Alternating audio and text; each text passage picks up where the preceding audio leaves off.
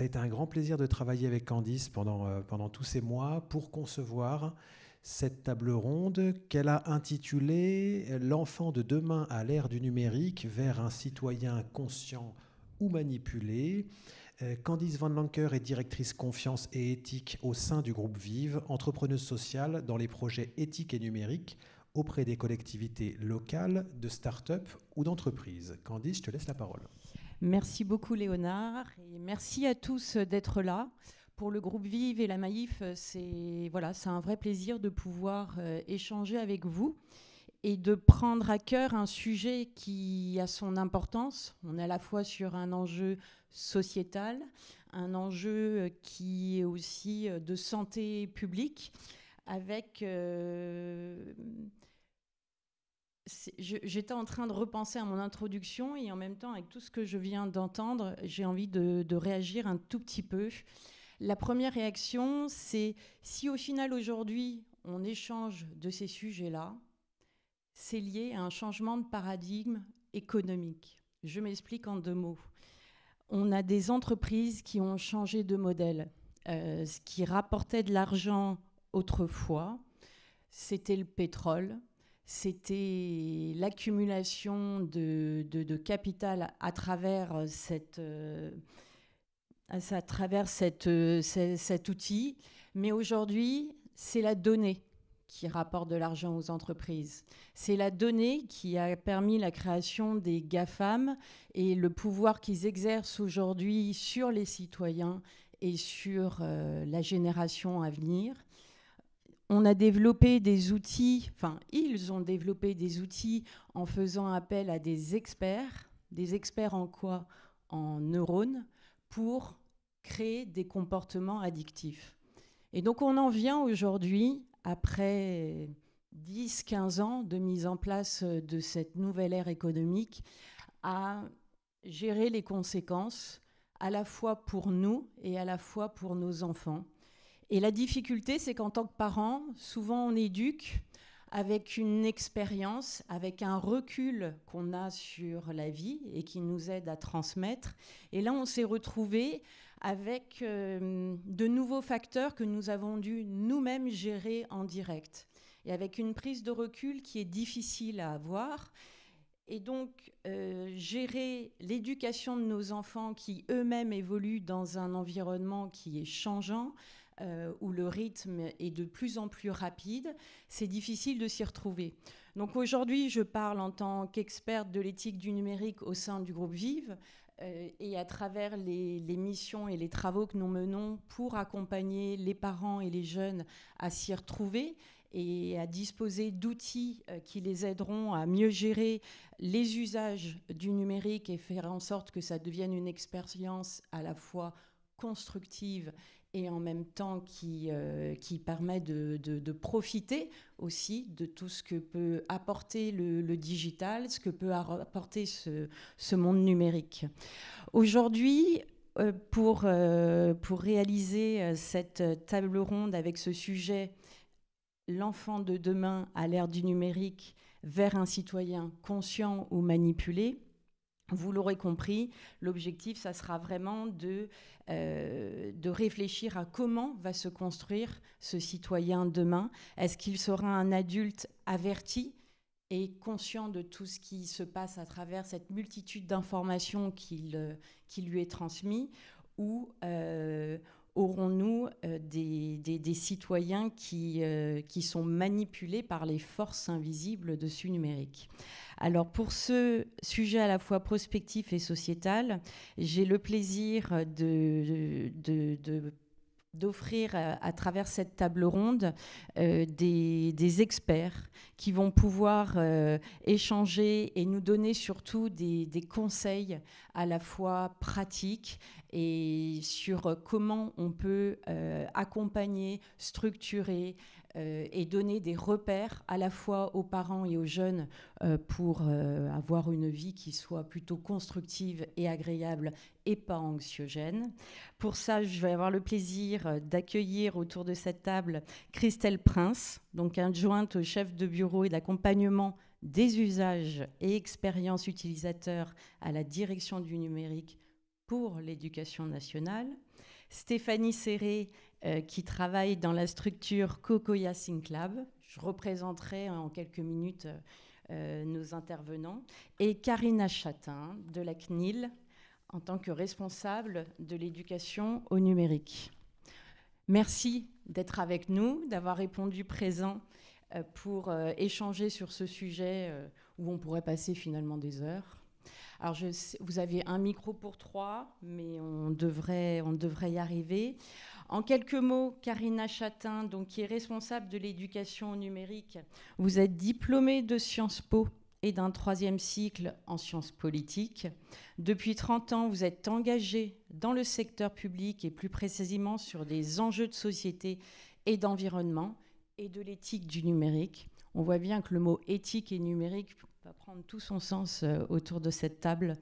Stéphanie Serré, merci aussi d'être là. Donc, vous êtes fondatrice de l'association Cocoya, qui œuvre pour un usage éthique et responsable dans les technologies de manière générale. Donc Stéphanie, vous dirigez des programmes sur la parentalité numérique. Donc là, l'idée, ça sera de représenter aussi la vie des parents et la vision des parents sur cet enjeu. Et vous enseignez également à l'université de Picardie et également, vous m'avez dit, c'est ça, on est bien. OK, sur un master de sciences de l'éducation. Et Christelle Prince, bonjour Christelle. Donc vous êtes adjointe au chef de bureau de l'accompagnement. Donc on est sur les usages du numérique au ministère de l'Éducation nationale. Donc moi aussi en tant que parent, voilà, j'ai plein de questions qui se posent par rapport à des outils qui sont utilisés au sein du ministère.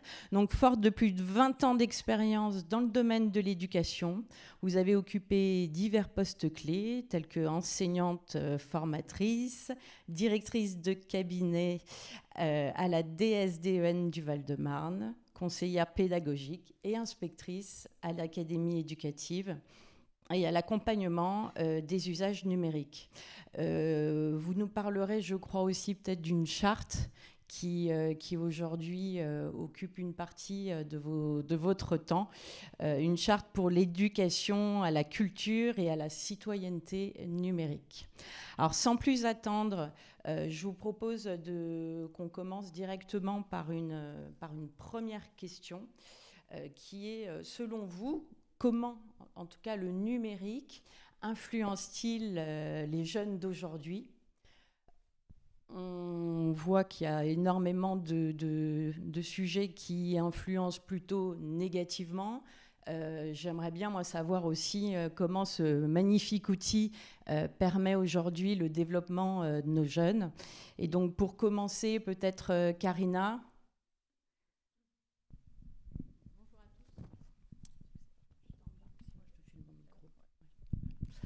Bonjour à tous, merci beaucoup d'être là ce matin.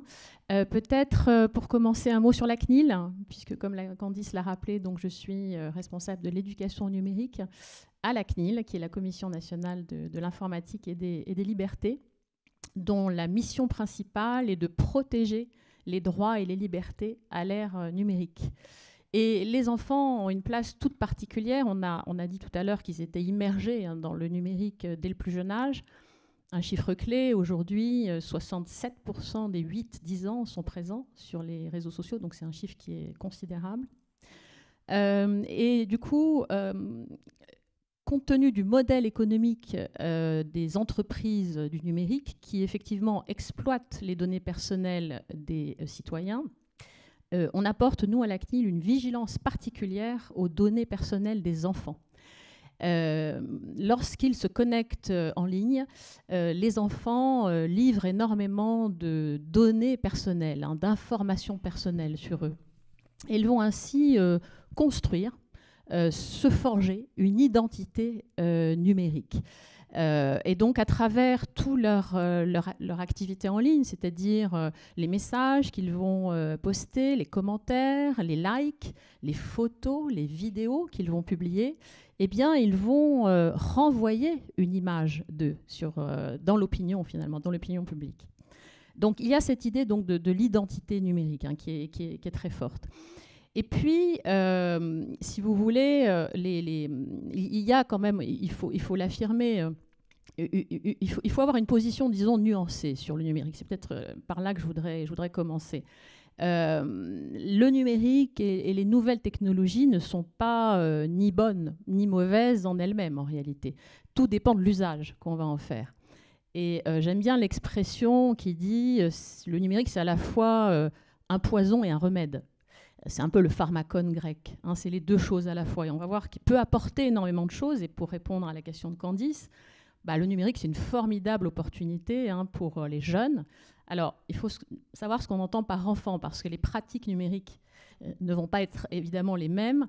On l'a dit, donc à partir de 8 ans, les enfants sont présents sur les réseaux sociaux, et pour un collégien et pour un lycéen. Donc, moi, je ciblerai plutôt les collégiens dans mon propos. Donc, une formidable opportunité d'ouverture au monde, d'apprentissage aussi, de jeux. On a beaucoup décrié à une époque les jeux vidéo, mais des experts se sont penchés sur ces pratiques numériques, et en fait, on s'est aperçu que le jeu vidéo pouvait développer un certain nombre de compétences chez les jeunes, de stratégie, même de concentration. De langue, puisque souvent les jeunes jouent aussi avec d'autres jeunes qui sont parfois installés à l'étranger, notamment au Royaume-Uni, donc ils développent beaucoup de capacités linguistiques. Donc, et la Commission européenne, d'ailleurs, dans un rapport, a préconisé que le jeu vidéo soit utilisé aussi dans les classes. Donc vous voyez, tous ces points sont très positifs. Le numérique aussi peut être inclusif, il est beaucoup utilisé dans les classes. Et grâce notamment à l'intelligence artificielle, on peut personnaliser. Peut-être que Christelle en dira un mot, mais les enseignants peuvent personnaliser l'apprentissage. C'est-à-dire qu'on va, par exemple, avoir des enfants en difficulté de lecture, qui peuvent être 10 par exemple. Introduire un peu d'IA permet justement à l'enfant de pouvoir suivre la classe et de ne pas être exclu. Donc voilà un peu toutes les opportunités que présente le numérique. Mais évidemment, travaillant à la CNIL, je vais aborder aussi l'aspect éthique. Et comme je le disais tout à l'heure, le point clé du numérique, c'est la donnée personnelle. C'est un peu la particule élémentaire du numérique. Dès qu'on est connecté, on livre beaucoup d'informations sur nous. Et donc, les jeunes sont particulièrement vulnérables. Et s'agissant des adolescents, je parlais tout à l'heure de la construction d'une identité numérique, mais il y a aussi un aspect tout à fait clé chez l'adolescent qui, comme vous le savez, est en période de construction, de recherche, de points de repère, et aussi dans des situations parfois de mal-être. On a tous été adolescents. Le numérique est clé et les réseaux sociaux sont clés en ce qu'ils permettent aux ados d'inter-échanger. Donc les réseaux sociaux sont vraiment un outil de socialisation pour les adolescents qui est clé. Et la CNIL, d'ailleurs, a produit un certain nombre de recherches sur le numérique adolescent qui montrent à quel point, à l'âge au collège, disons, les ados échangent avec leurs pairs, PAIRS, à travers les réseaux sociaux. Alors bien sûr, les points les plus critiques, c'est le phénomène des cyberviolences auxquelles sont exposés les jeunes. Je parlais des ados, mais les derniers chiffres qui sont sortis sur le cyberharcèlement, que l'étude Caisse d'épargne e-enfance 3018 vient de publier, on constate que le cyberharcèlement concerne maintenant majoritairement des élèves en école primaire. Donc vous voyez, on a effectivement des défis, des enjeux qui se posent de manière plus précoce aux enfants. Et puis il y a un sujet aussi sur lequel, les ados et les jeunes sont en difficulté, c'est le fait d'être exposés donc, à des algorithmes. Le professeur en a parlé un peu tout à l'heure. Lorsque vous êtes sur un réseau social, vous êtes pris dans un phénomène qui va vous conforter dans vos opinions. Donc ça, ce sont des algorithmes qui sont à l'œuvre. Les plateformes ne sont pas neutres, pas du tout. Et donc, l'effet que ça va avoir sur des jeunes, notamment, c'est qu'ils vont avoir du mal, en fait, à exercer leur esprit critique. Ils vont être pris, comme dirait Étienne Klein, dans des chez-soi idéologiques, c'est-à-dire des schémas de pensée, des opinions qui les enferment. Et donc, on voit bien quel est le risque pour le futur citoyen qui, un jour, votera, on l'espère en tout cas, même si les jeunes votent un peu moins aujourd'hui, le fait d'être enfermé dans les mêmes opinions, dans les mêmes idées, voire dans du complotisme ou des fake news, on voit bien quelle incidence ça peut avoir sur le vote.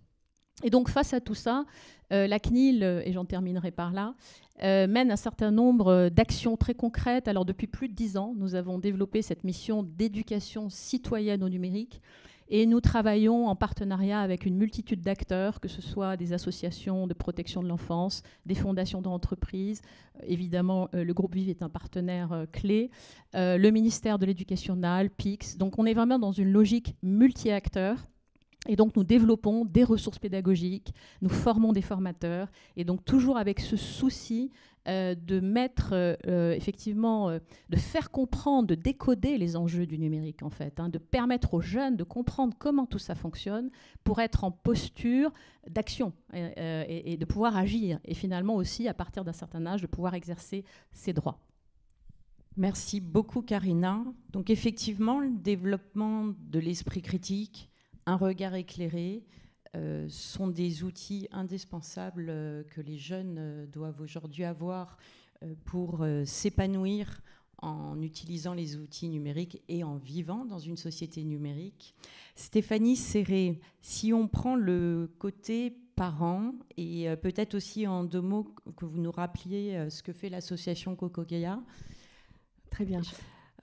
Donc nous, on travaille avec, par exemple, le ministère de l'Éducation nationale et également avec la Caisse d'allocation familiale pour mettre les parents en capacité d'accompagner leurs enfants dans le monde virtuel comme ils le font dans le monde réel.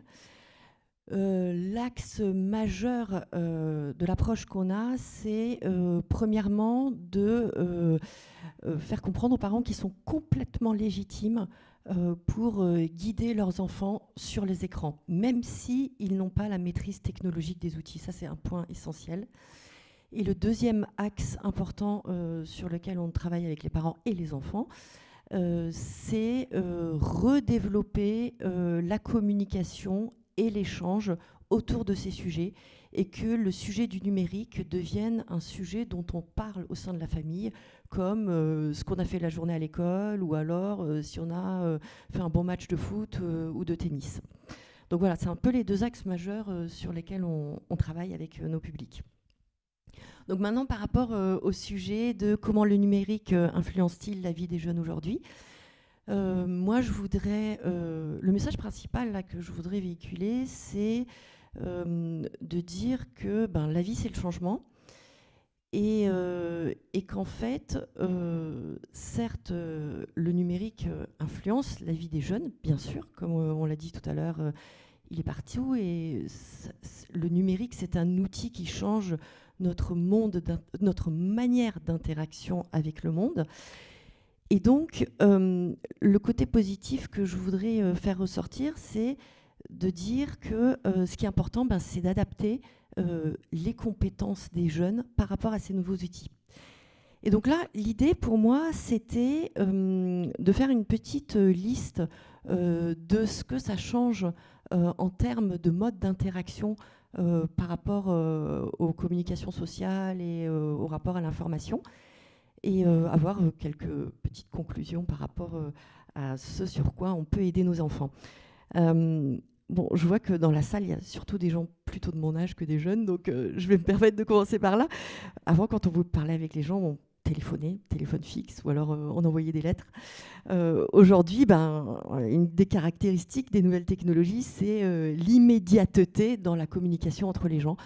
Voilà, moi je veux parler à quelqu'un, j'envoie un message sur Insta, vu mon âge, ce sera plutôt sur Facebook, et donc j'envoie tout de suite ce qui me passe par la tête, j'envoie le message, la personne me répond instantanément, etc. D'ailleurs, si elle n'est pas contente, elle peut me mettre un vu, ce qui peut me vexer vraiment beaucoup. Donc ça, c'est le premier point, c'est l'immédiateté dans la communication. Le deuxième point, c'est avant, pour être informé, on avait soit la télé, la radio, ou alors le cercle des proches, le bouche à oreille, etc. Maintenant, rapidité de circulation de l'information, je sais exactement ce qui se passe en Ukraine, en Iran, en Amérique du Sud, je sais partout, les faits divers, les événements politiques, etc. Donc, je dirais qu'il y a une rapidité de circulation de l'information au niveau mondial qui est vraiment sans précédent. Le troisième point, c'est l'information sans filtre. Il y a tout type de contenu et par des sources extrêmement variées. C'est-à-dire que vous, moi, on peut mettre une information comme le font les journalistes, les scientifiques, les experts, etc. Alors qu'avant, il y avait une vérification, il y avait des journalistes qui donnaient l'information, tout était vérifié, ça passait par des scientifiques, des rapports, etc. L'information passait aussi, bien sûr, par le cercle des proches. Donc là, vraiment, c'est l'info sans filtre. Le quatrième point, c'est vraiment une quantité pléthorique d'informations. Il y a des statistiques là qui disent qu'en gros, pour pouvoir regarder ce qui est mis sur YouTube en une journée, il faut 82 ans. L'espérance de vie des hommes, bon, les femmes c'est un peu plus, mais des hommes c'est à peu près 80 ans. Donc on n'a pas assez de toute une vie pour voir ce qu'il y a sur YouTube, ce qui est mis sur YouTube en une journée. Et avant, c'était vraiment différent, quoi. On avait le journal papier, la télé, ou alors vraiment, on allait à la bibliothèque, je me souviens, pour avoir des informations. On écrivait à la main, on recopiait à la main, on faisait des photocopies, etc. Donc, on était vraiment sur des rythmes complètement différents. Est-ce que c'était mieux avant? Non, c'est pas sûr du tout, hein. Mais c'est juste pour comparer. D'ailleurs, pour la petite histoire, on fait des ateliers intergénérationnels entre les seniors et les jeunes, notamment sur le sujet de la musique, comment on écoutait la musique avant et comment on l'écoute aujourd'hui. Et c'est vraiment très, très, très enrichissant pour les uns et les autres. Les deux derniers points, qui ne sont pas de même nature, mais sur lesquels je voulais mettre en évidence, c'était d'une part la sollicitation permanente qui est faite en push, ce que disaient tout à l'heure Candice et Karina sur le fait que les algorithmes vous envoient des informations. Et en fait, on n'est plus dans une démarche volontaire d'aller vers l'information. Et ce que disait tout à l'heure le professeur, c'est un engagement de manière passive. On reçoit l'information. Et en plus, avec les bulles de filtre, le média choisit l'information qui nous est envoyée en faisant des suppositions sur ce qu'on aimerait voir, sur nos goûts, etc. Alors qu'avant, c'était en sens inverse. Donc, tout ça pour dire que le numérique influence les jeunes aujourd'hui, oui, dans les compétences qu'ils ont à développer. En fait, un des points clés, c'est premièrement développer sa sélectivité, sa capacité à choisir par rapport au sujet qu'on appelle communément l'infobésité. Choisir les sujets. Décider de, par exemple, sortir de la bulle de filtre et d'avoir des sujets, enfin, d'avoir des réponses très différentes par rapport au sujet qui nous intéresse. La temporalité. Voilà, quelqu'un m'écrit, m'envoie un message, et ça c'est un sujet qu'on va pouvoir aborder aussi par rapport à l'ENT et autres, mais je ne suis pas obligée de répondre tout de suite, je réponds quand je veux et si je veux. Et troisième point, la durée. C'est voilà, il faut donner les moyens à nos jeunes de sortir de cette manipulation psychologique en gros, le plaisir lié à la sécrétion de dopamine et compagnie. Bon, moi, je ne suis pas médecin, hein, mais l'idée, c'est de dire, les aider aussi à sortir de cette cercle vicieux de « je vous garde le plus longtemps possible pour garder vos données ». Et l'autre point, c'est travailler sur l'esprit critique et d'avoir du recul par rapport à ces éléments. Et donc, en fait, toutes ces compétences, c'est des compétences qui sont vraiment liées à la maturité d'un individu.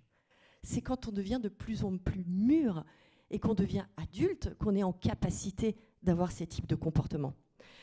Et donc, en gros, l'idée, c'est de dire, on présente aux gens, on les met en face d'outils qui les font grandir plus vite, en fait, que ce que naturellement ils seraient à même de faire pour grandir. Et là, c'est là que les parents jouent un rôle absolument essentiel, et les éducateurs, et ça c'est l'axe 5 dont parlait le rapport. Et l'idée, c'est de dire, on joue un rôle essentiel pour les protéger et les accompagner dans l'apprentissage du numérique. Et là, vraiment, les parents ont toute leur place pour jouer ce rôle. Voilà, ça c'est mon message. Merci Stéphanie, le message est très clair. Alors côté éducation nationale, il y a énormément de choses qui sont en train d'être menées et on apprend aussi sur le moment parce qu'on réadapte aussi en fonction des usages et des comportements à la fois des jeunes et des professeurs. Donc comment ça se passe du côté du ministère, Christelle, sur les usages? Alors on parle des enfants et on en a beaucoup parlé. Moi je parle aussi des enfants et des élèves. Et aujourd'hui, l'avènement du numérique marque la fin du savoir absolu. Nous avons l'information qui n'est plus confinée maintenant aux livres et aux institutions, mais qui est accessible partout et à tout moment, comme le disait Stéphanie. Michel Serres, un philosophe qui a beaucoup écrit sur justement l'avènement du numérique, disait que nous sommes dans une génération du maintenant. La main tenant l'information dans l'immédiateté du maintenant, en un seul mot. C'est vraiment cela. Et cette nouvelle donne rend obsolète complètement la mémorisation massive des données. Enfin, voilà. 82 ans, on ne peut pas tout apprendre et tout retenir. Et alors qu'avant, c'était justement le fondement principal de l'apprentissage. Et donc face à cette révolution, on s'inspire un petit peu de Montaigne et on prône plutôt la tête bien faite plutôt que la tête bien pleine. C'est plutôt l'avènement, là, maintenant, l'apparition de la tête bien faite plutôt que la tête bien pleine. Mais avoir une tête bien faite, ce n'est pas forcément évident. Et là, un grand défi s'offre à nous. Et c'est important de le dire parce qu'il ne s'agit plus maintenant de fournir et de remplir nos jolies petites têtes blondes d'enfants, blondes et bruns, d'informations, mais plutôt de pouvoir analyser tous ces savoirs, de pouvoir avoir un esprit critique dessus et d'avoir une autre posture et surtout d'engager, et c'est ce que le numérique invite, d'engager leur créativité. Einstein disait, la créativité, c'est l'intelligence qui s'amuse. Eh bien, c'est cela que nous avons comme grand défi dans notre temps maintenant, c'est de pouvoir justement créer, critiquer, apprendre, mais sans forcément prendre et ne rien en faire. Et donc, nous, au niveau de l'éducation nationale, nous avons justement à remplir plusieurs défis dans ce cadre-là. Je ne vais pas reprendre ce qu'ont dit Karina et Stéphanie. Bien sûr, le numérique amène à une vigilance. Nous sommes, nous, face à une nouvelle génération d'apprenants. Et donc, pour cela, nous avons, on l'a abordé tout à l'heure, élaboré une charte pour l'éducation à la culture et à la citoyenneté numérique. Parce que nous sommes là face à deux grands défis, celui de réguler. Nous avons déjà en 2018, il y a un article dans le Code de l'éducation, l'article L511, qui a donc interdit le port de téléphone portable dans les collèges et dans les établissements. Nous avons le rapport de la commission écran dont a parlé le professeur qui parle de la nécessité de réguler ces écrans et de prévenir de réels problèmes de santé publique. Mais nous prônons également l'accompagnement et l'éducation. Donc pour nous, il vaut mieux éduquer qu'interdire. Et pour cela, nous avons certaines valeurs et certaines règles à respecter et puis à se mettre d'accord sur ce que sont pour nous la culture numérique et la citoyenneté numérique. Quels citoyens de demain voulons-nous construire ? Sachant que nous-mêmes, adultes, nous avons des usages du numérique sans pour autant avoir appris à les utiliser. Et puis, alors, on fait encore des photocopies, on lit encore des livres papier, et tout cela, l'enfant vit avec cela, mais il vit aussi avec une certaine expertise de l'usage de ces technologies. Et parfois, il est même beaucoup plus expert que ses propres parents démunis. Donc, c'est vrai qu'il y a un grand enjeu dans la parentalité. Mais il y a un enjeu de légitimité. Exactement. Mais ce qu'il faut se dire, c'est que il faut accompagner donc toute la communauté éducative, bien sûr les élèves, mais également les parents et les enseignants, dans ce que le numérique a de positif. Et donc cette charte, elle est en 3 axes. L'idée, c'est de faire du numérique un espace d'émancipation et d'inclusion. On a abordé l'idée de l'inclusion et de la différenciation. Oui, le numérique permet énormément d'adaptation. Nous avons des applications qui peuvent, pour les enfants dyslexiques, utiliser une police d'écriture qui va favoriser la lecture et la facilité. Nous avons l'IA, l'intelligence artificielle, qui vient aider l'IH, l'intelligence humaine, car sans IH, il n'y a pas d'IA. Et donc, qui va venir simplifier le suivi précis des compétences de l'élève et son évolution, en pouvant adapter des exercices, en pouvant proposer à l'enseignant des solutions pédagogiques qui vont aller au plus près des besoins de l'élève.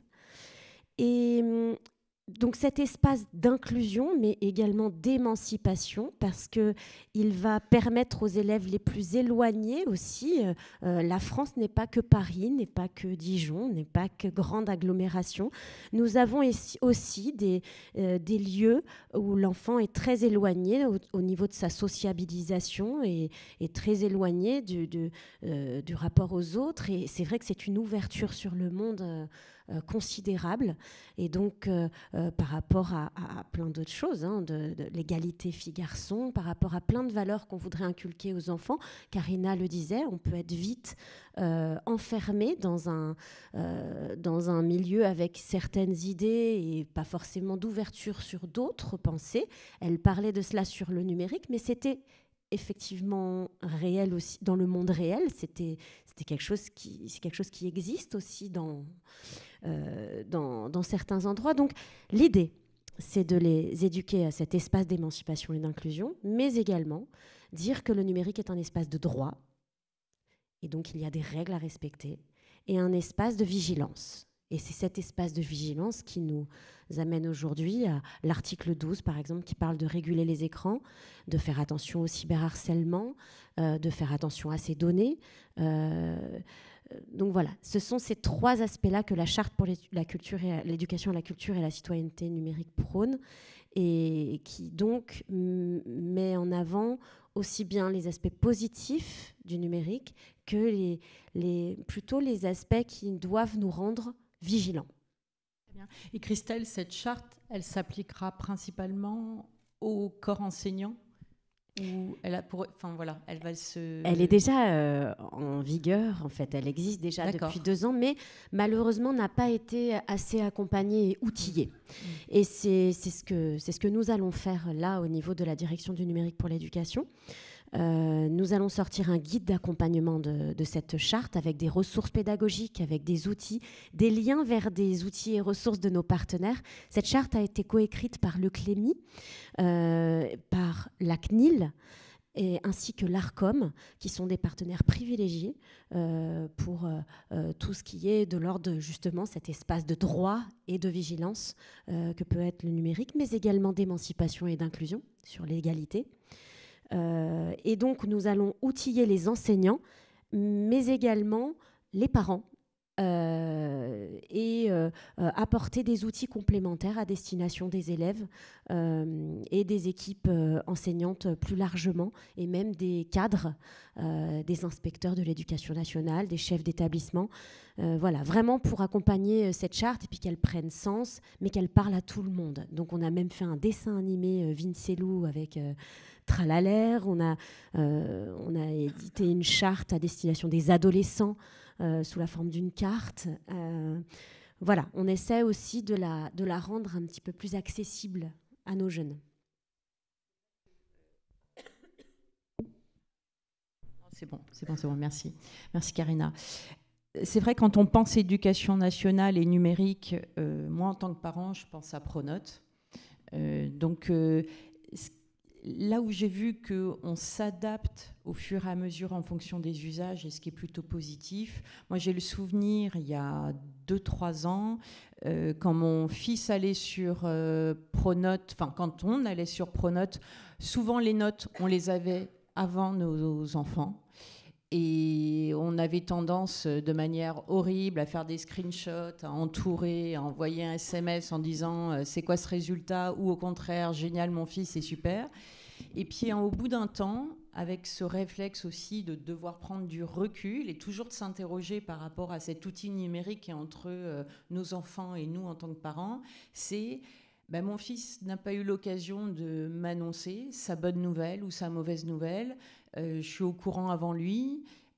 Et quand je me remémore comment je fonctionnais, moi, en tant qu'étudiante ou en tant que lycéenne, il y avait toujours cette volonté de construire un argumentaire en fonction de ce qu'on avait envie de dire, ce qui n'était plus possible.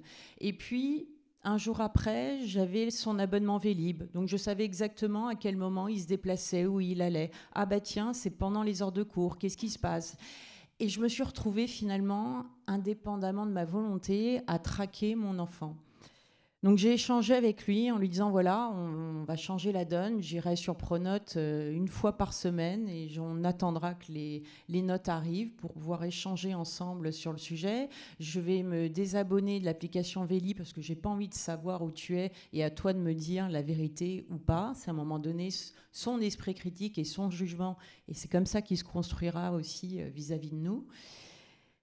Et sa réaction a été de me dire « Ah, mais tu sais, maman, je n'ai rien à cacher, ça ne me dérange pas. » Et là, tout d'un coup, il y a des questions qui se posent, à savoir, alors, ça cloche où ? C'est de mon côté, c'est du sien, ou est-ce que ça cloche ou pas ? Je n'en sais rien. En tout cas, ça m'a interrogée et ça m'a donné envie de vous poser cette question, en tout cas, côté CNIL, côté éducation nationale et côté aussi parents. C'est face à la géolocalisation, la surveillance entre pairs, parce que sur Snapchat aujourd'hui, ah mais je sais où est Thomas, il est en Italie, et puis un tel est là, et au final on rassure même des parents qui cherchent leurs enfants, ah mais attendez, je vais vous dire où il est. Donc voilà, cette surveillance entre pairs, les objets connectés en permanence, l'exploitation commerciale des données, l'influence des grandes entreprises internationales via l'intelligence artificielle et l'économie de l'attention. Comment, finalement, nos futurs citoyens percevront la notion de liberté individuelle, de libre arbitre et de vie privée. Et cette question se veut peut-être un peu philosophique et aussi prospective, mais voilà, qu'est-ce que ça évoque côté CNIL par rapport aux libertés individuelles ? Alors, c'est effectivement un sujet majeur pour la CNIL. La CNIL a été créée en 1978 et dans l'article 1 de la loi, il est indiqué que l'informatique doit se développer dans le respect des droits fondamentaux, de la vie privée, des libertés publiques et individuelles. Donc, effectivement, au cœur de notre action, c'est bien l'idée de défendre les droits des personnes, de les inciter aussi à exercer leurs droits dans l'univers numérique et à protéger leur vie privée. Et c'est vrai que les jeunes, il faut avoir une position encore nuancée. Quand on regarde ce que font les collégiens, on a l'habitude de dire mais ils font n'importe quoi, ils utilisent les réseaux sociaux, ils se mettent en danger, mais ce n'est pas tout à fait vrai. Certes, ils ont beaucoup de mal avec la sécurité de leurs données personnelles.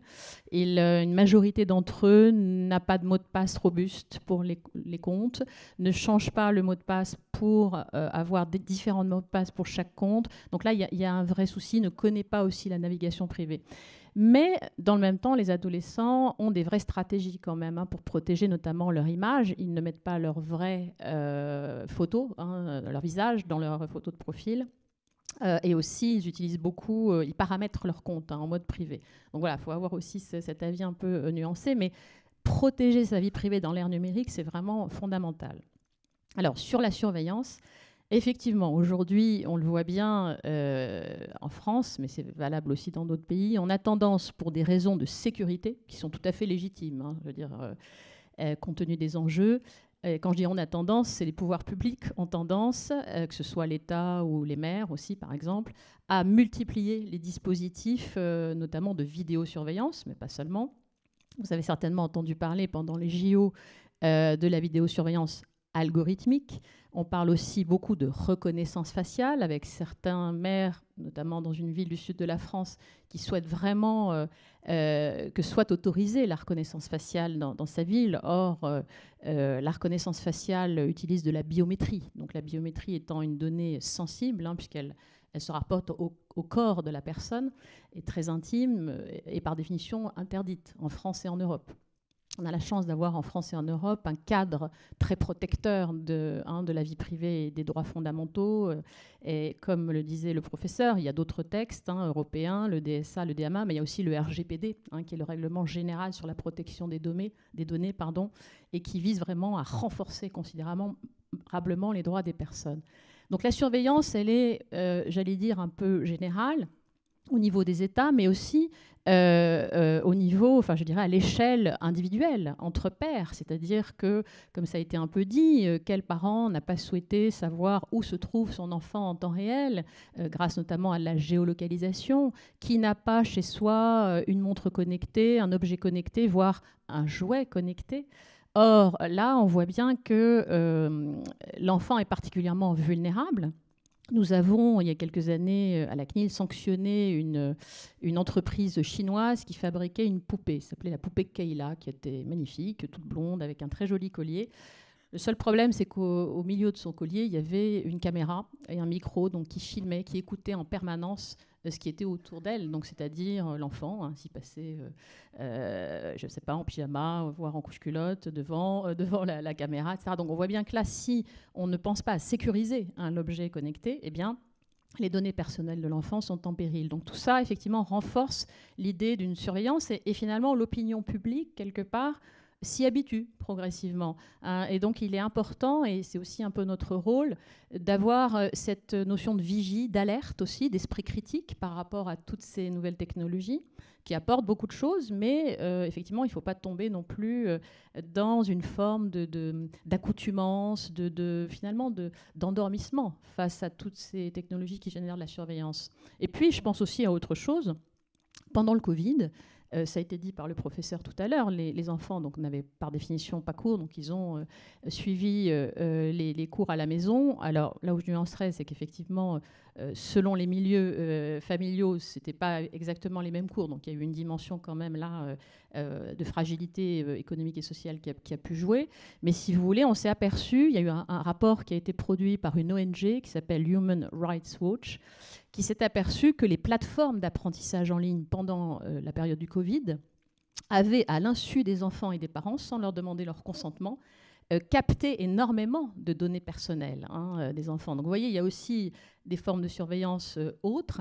Et donc tout ça pose, pour finir, le problème de la formation, l'éducation au numérique. Et effectivement, je crois qu'on ne peut pas penser l'éducation au numérique en ne faisant référence qu'à l'enfant. Il y a tout ce qu'il y a autour de lui, c'est-à-dire ses parents, évidemment. Et il est important que vous, qui êtes parents, ne soyez pas dans cette logique de surveillance permanente de votre enfant. Pardon. Certes, les très jeunes enfants, il faut une protection maximale. On voit effectivement, on a parlé des dangers auxquels ils étaient exposés, mais à partir d'un certain âge, l'enfant est censé grandir.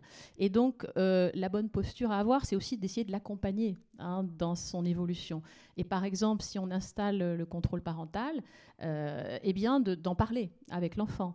De la même manière sur la géolocalisation. Vous voyez, et donc, d'avoir ce rôle aussi sans culpabiliser, parce que chaque parent peut le faire, en discutant beaucoup avec son enfant, en faisant en sorte que le numérique ne soit plus un sujet tabou, éviter d'être dans cette posture de surveillance permanente. Et donc, c'est la raison pour laquelle c'est l'affaire de tous. En réalité, il faut tous qu'on essaye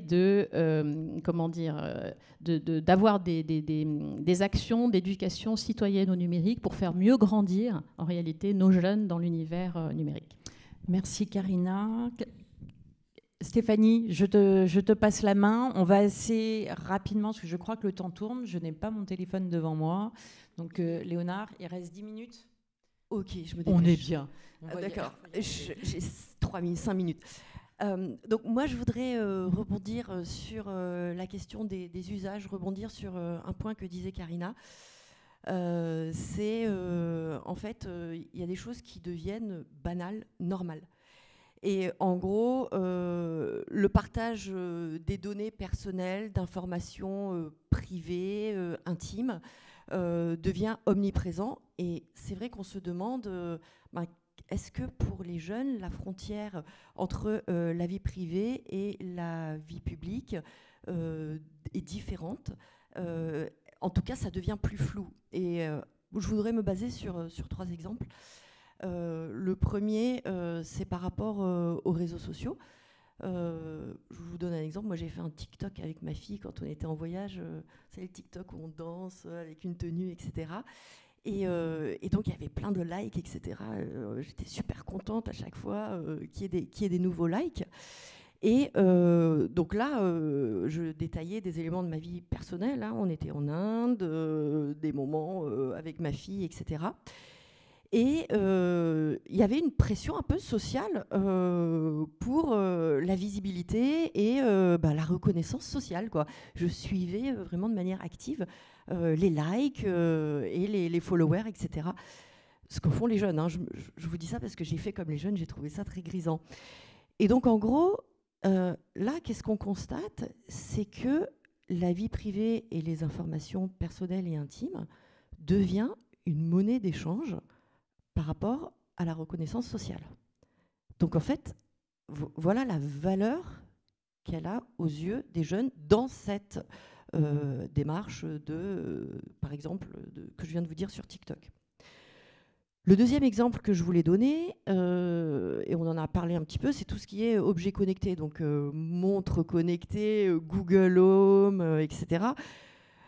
Ok Google, dis-moi quel temps il fait aujourd'hui. Ok Google, mets-moi telle musique, etc. C'est magique, hein, franchement. On marche dans sa cuisine, on fait à manger, on lui demande plein de choses, il nous répond. C'est extraordinaire. Mais en gros, il recueille des données utilisateurs, la localisation, nos habitudes quotidiennes, à quelle heure je viens prendre mon petit-déj, etc. Et l'idée, c'est de dire que nos enfants, en grandissant dans cet environnement, ils s'habituent en fait à cette surveillance constante, et d'où la réaction du fils de Candice, je m'en fiche hein, que tu saches où je suis, c'est pas un problème pour moi.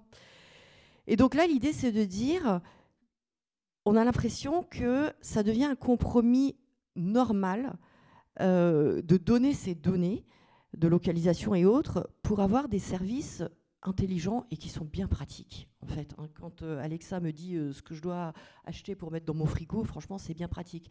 Mais en gros, il sait exactement ce que je consomme, quelle marque, etc.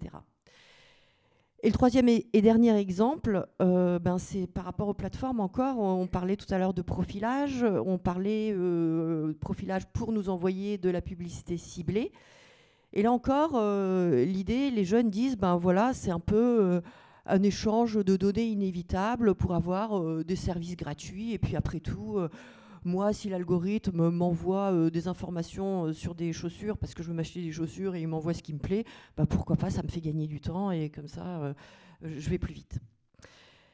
Donc en gros, est-ce qu'on va vers une redéfinition de la vie privée ? Au lieu de la considérer les éléments, les données personnelles, le libre arbitre, la liberté individuelle, au lieu de les considérer comme des droits fondamentaux, en gros, ça évolue et c'est considéré comme des ressources échangeables, des compromis acceptables pour bénéficier de services numériques et de reconnaissance sociale. Et ma question, c'est, est-ce normal ?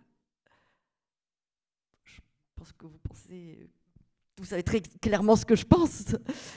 Et en gros, pour moi, la technologie ne devrait jamais servir à justifier une érosion des droits fondamentaux qui sont dans la question de Candice, hein, la liberté individuelle, le libre arbitre, la protection des données personnelles, mais elle devrait être un levier pour renforcer ces droits fondamentaux. D'où l'importance fondamentale, malgré tout, bien sûr, l'éducation est clé, l'accompagnement est clé.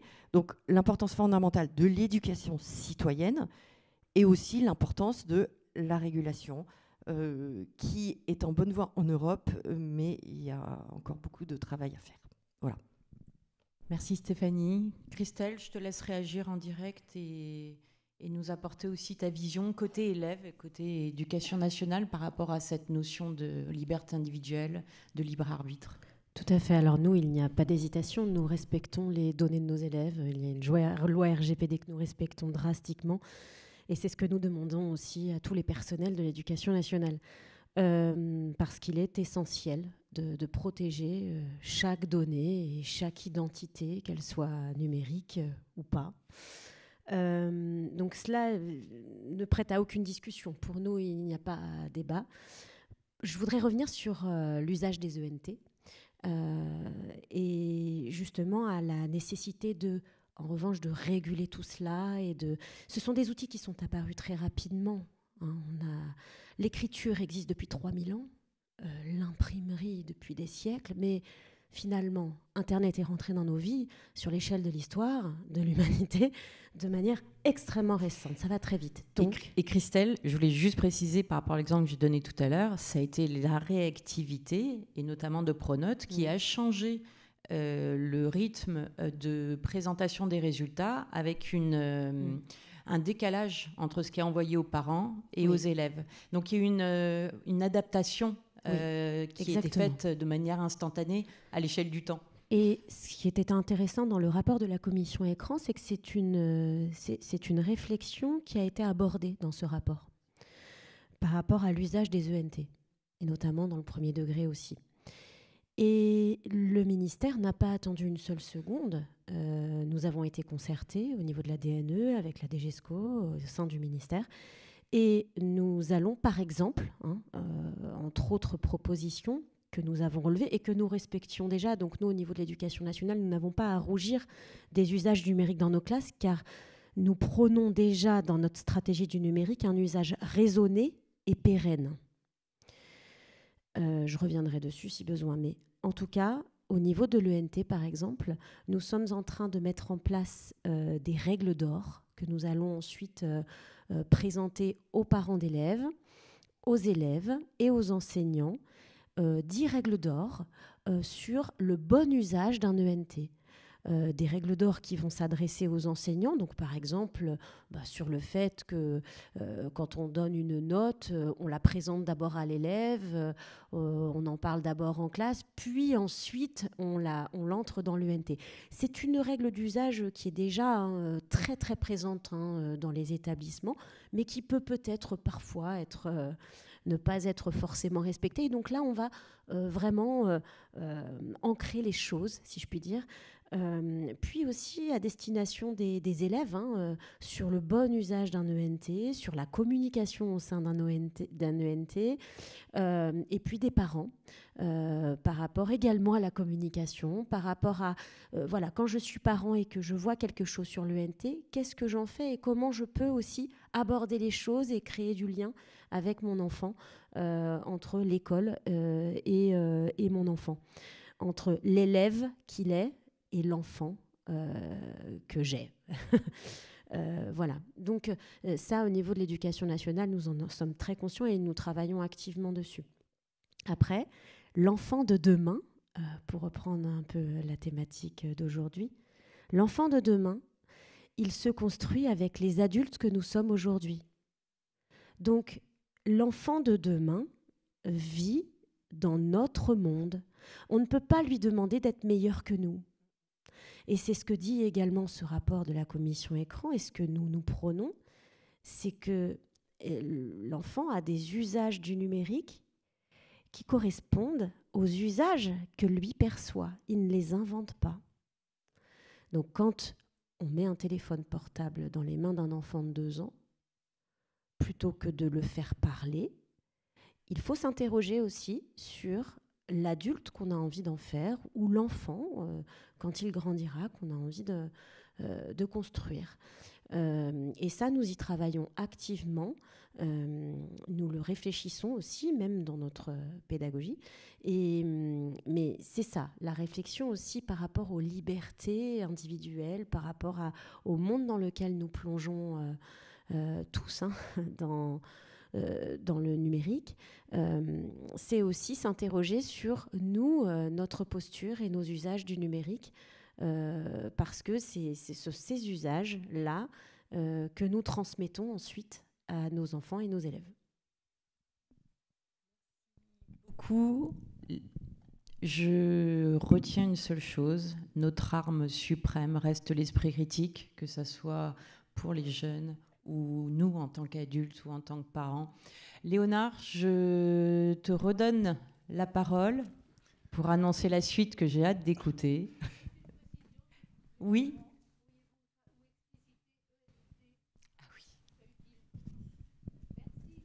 Vous avez entièrement raison, et ça, c'est un défaut très, très ministériel, j'en conviens. Les acronymes, nous en sommes, c'est notre langage à nous. ENT signifie environnement numérique de travail.